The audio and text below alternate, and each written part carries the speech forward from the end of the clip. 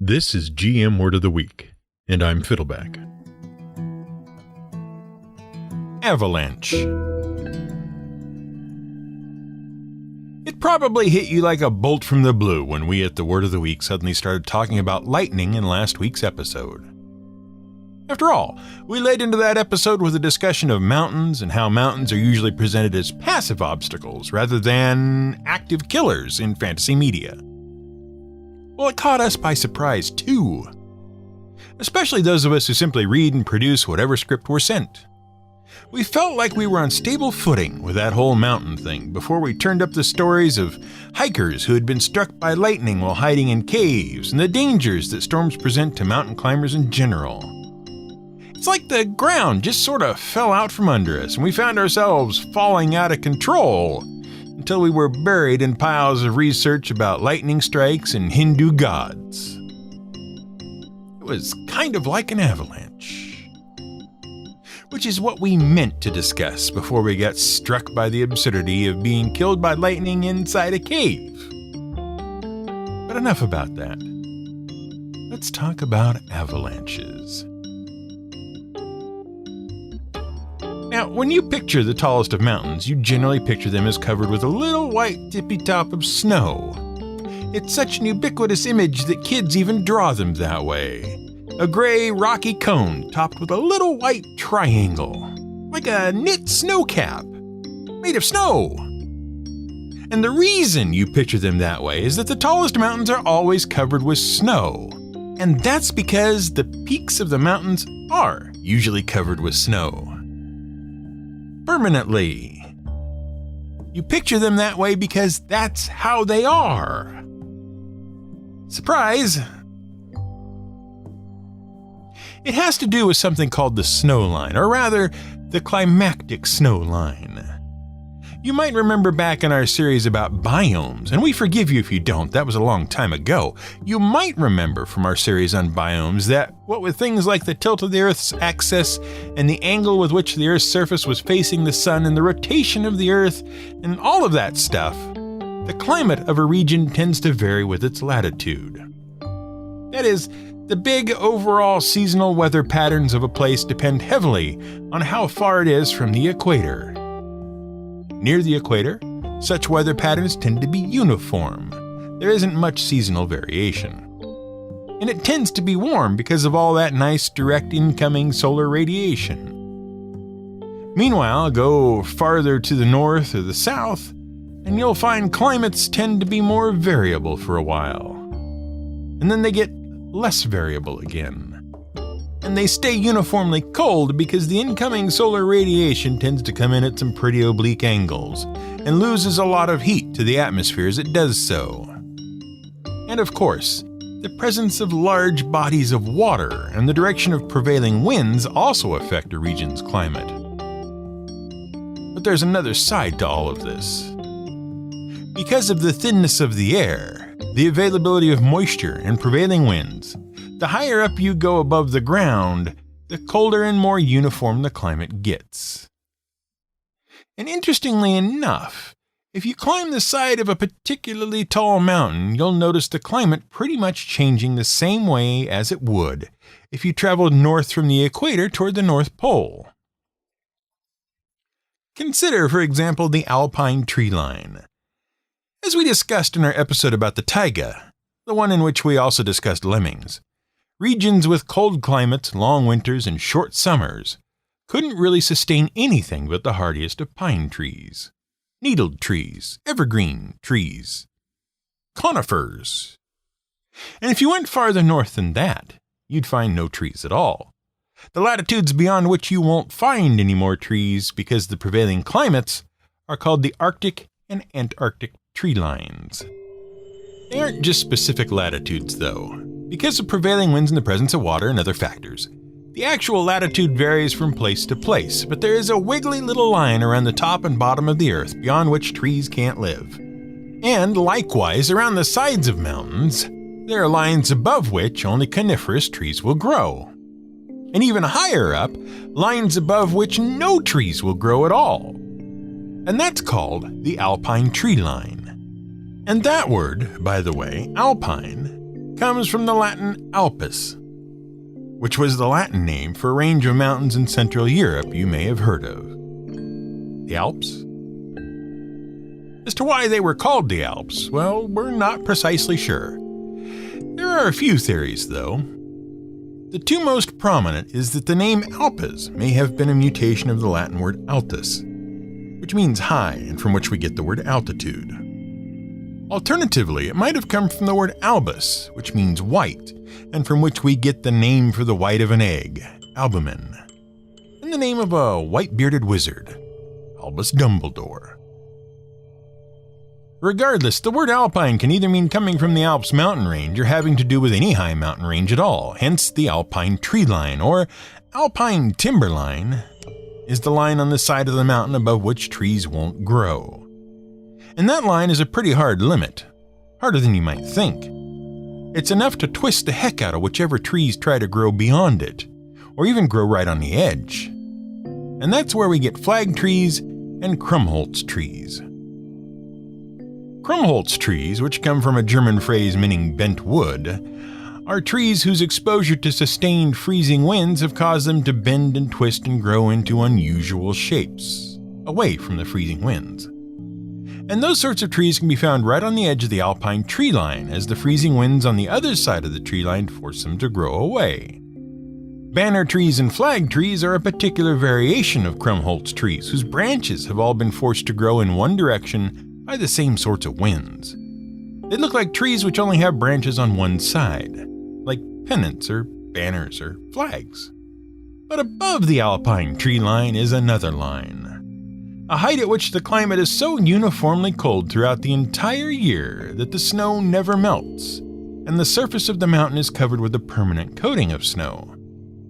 But unlike the mountains in children's drawings, such peaks and ridges aren't merely covered in a powder dusting of snow. No, things are much more complex. There are usually layers upon layers of snowpack. Now, as new layers of snow fall on the old, the weight of the new snow tends to force the old layers of snow to melt and freeze together a bit. So while you have stratified layers of hardened snowpack, those layers tend to be tightly bonded together. Usually. And that brings us around to avalanches. An avalanche is a mass of snow, ice, and rock that cascades down the side of a mountain. And every year, avalanches claim the lives of 1 to 200 people worldwide. That may not seem like much, but you have to remember that most people don't live, work, or play atop snow-covered mountains, which is why it is usually outdoor winter sportsmen who get killed by avalanches. More chillingly, however, is the fact that 90% of worldwide avalanche incidents that injure or kill people are triggered by the person who they ultimately kill, or someone in their party. Now, despite the fact we spent a lot of time talking about that snowline thing, not every avalanche happens above the snowline. In fact, an avalanche can happen on the side of any mountain as long as there's enough snow. In fact, most avalanches are just slides of dry, powdery snow that roll down the mountain in a sort of formless mass. Those are called sloughs. And they don't do too much damage. Then there's snow slab avalanches. Those occur when a layer or strata of frozen snowpack breaks free from the mountain, or the layers of snowpack underneath race down the mountain. As the mass of frozen snowpack rockets down the mountain at speeds of up to 80 miles per hour, the snowpack shatters and breaks like snow. And the avalanche will erase everything in its path: snowboards, mountain climbers, trees, forests, even entire villages. Consider the story of Pleurs, Switzerland. That's what the village was called then. Today it's called Puro, and today it's a completely different village. That's because in September of 1618, Pleurs, Switzerland was wiped off the map by a slab avalanche. Of the 2,500 or so inhabitants of the village, 4 survived. Yes, 4. Not 400, not even 40. 4. 4 people survived. And those 4 people survived because they were traveling at the time, and they were nowhere near the village. And if you want an even bigger number, how about we multiply that by 20,000? That's the number of soldiers that were buried alive in an alpine avalanche during one of the most famous mountain crossings in the whole of Western history. And that story, the story of Hannibal crossing a mass of uncrossable mountains with over 100,000 soldiers and, famously, a pack of war elephants, is actually just one of a series of dramatic moments in one of the most significant historical events of the ancient world. It was actually the event that determined which empire would rule Europe for centuries to come. The Punic Wars. On one side, you had the Phoenician state of Carthage, which gained independence from Phoenicia. It became a major trade and naval power in northern Africa known as the Carthaginian Empire. And on the other side, an up-and-coming but militarily very promising empire called Rome. We're going to assume, based on the fact that we talk a lot about how many of our English words come from Latin, and how the entire Middle Ages grew out of Rome, and how the Holy Roman Empire dominated the political scene for a few hundred years, starting around 1000 CE, that you can guess which empire won back in roughly 200 BCE. Now, the Romans called these conflicts the Punic Wars because the Carthaginians were actually ethnic descendants of the Phoenicians.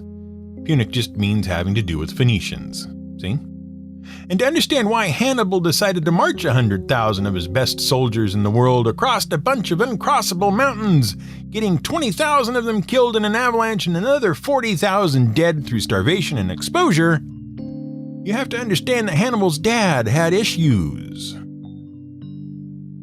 See, it all started with the First Punic War, which was a pretty massive conflict that started for a pretty stupid reason. It started when a group of Italian mercenaries called the Mamertines of Messina, who had worked for Carthage, got into a little argument with Hero II of Syracuse over who was actually in charge of Sicily.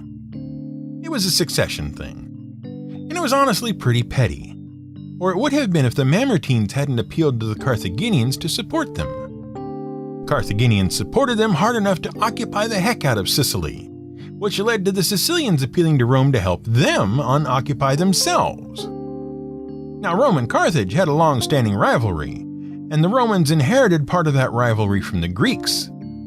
So both empires jumped at the chance to slug it out. And both empires were kind of evenly matched, in terms of not being prepared to fight each other.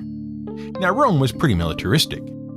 If you've ever read Robert Heinlein's book Starship Troopers, or watched the unintentionally intentional parody film of the same name, you're probably familiar with the Roman view on the military.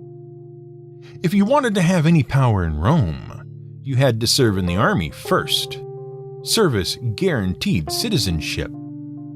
They loved their military, but they were still trying to figure out how to use the military anywhere outside of Italy. They had no naval power to speak of. Meanwhile, the Carthaginians had a wealthy empire based on sea trade. They had ports in Spain and northern Africa and across the Mediterranean. But they didn't bother with a big army, because they figured they could buy whatever they needed, including soldiers. Hence, they relied on mercenaries to do most of their dirty work. And that meant their soldiers couldn't hold a candle to the organized, disciplined Roman soldiers and their massive legions. Basically, the Carthaginians couldn't win on land, and the Romans couldn't win on the sea, and so the war was a huge, ugly stalemate. It was a long, slow race to see who would get tired of losing first. And the Carthaginians didn't love war nearly as much as the Romans did. So the Romans won, but only barely. The Carthaginians really just forfeited. But the result was the same. They had to retreat. And as was the standard, they had to pay a huge tribute to Rome as a result. And they had depleted their coffers fighting the war. And the loss of wealthy Sicily had been a nasty blow. And that brings us around to a Carthaginian general named Hamilcar Barca. He'd been in charge of one of the mercenary companies in Sicily, and he'd been forced to retreat even though his army was still intact. And he wasn't happy about that. He was pretty bitter toward Rome, And he was even more bitter when his soldiers' paychecks bounced because the Carthaginians were out of cash. So his mercenaries, and a whole bunch of other unpaid mercenaries too, all decided enough was enough, and they revolted in Carthage. Now Hamilcar was a Carthaginian, not a mercenary. He was loyal to his empire, and so he was ordered to put down the rebellion. But to do so, he'd need soldiers, mercenaries, which he raised by promising to pay them for reals this time. And that worked inexplicably. The rebellion was quashed, and Hamilcar was left with a big bill to pay, not to mention the fact that Carthage had a huge tribute to Rome to pay. So Hamilcar led his troops across the Mediterranean to Spain. Now the Carthaginians had ports there, but their holdings were very strong. And so Hamilcar decided to strengthen their holdings there to see if there might be some money in basically ruling all of Spain, including the many silver mines there. And gosh darn it, there was. So the Barca family, led by Hamilcar, carved a Carthaginian state across Spain, and that made the Romans a little nervous, because Spain wasn't that far from Rome. According to one story, the Romans sent a delegation to Carthage to ask about the military buildup in Spain, and the Carthaginians replied by explaining that they were just gathering the silver they needed to pay Rome their tribute. And the Romans kind of had to suck that one up. But Hamilcar never forgave Rome for humiliating him during the First Punic War, and he made his young son, Hannibal, swear an oath that Hannibal would never forgive Rome either. And then Hamilcar died fighting some Celts. And Hamilcar's son-in-law died of adult-onset assassination while meeting with a Roman delegation. And so Hannibal took control of his father's armies and announced he was going to finish what his father had always intended: conquer the rest of Spain and then take down Rome. A few years later, after consolidating his power, Hannibal's spies reported there was some turmoil in the Roman Senate. They were dealing with unrest in the north of Italy and a complicated division in military leadership. But we can't go into all that, it's complicated stuff. The point is, if Hannibal could somehow strike into Roman land from the north, he'd have allies and support, and he could bypass the Roman navy, which had grown much more powerful after having amazingly learned something during the First Punic War. And he could do it while the Roman leadership was paralyzed with political infighting. There was just one thing in the way: a 200-mile wide, 15,000-foot-high range of forbidding frozen mountains. And he got his soldiers across them. Well, 20% of his soldiers anyway. And he was able to recruit a bunch more people who were unhappy with Rome on the other side. And Hannibal's army proceeded to wreck Rome's stuff for 2 years. The best the Romans could do for a long time was delay and harass Hannibal's army. That was the tactic of the Roman general Fabius, and it led to the term Fabian strategy, which refers to avoiding a direct conflict and engaging in a long war of attrition with a superior foe. The Romans hated it, by the way, but it did ultimately work out. Hannibal was unable to take Rome itself.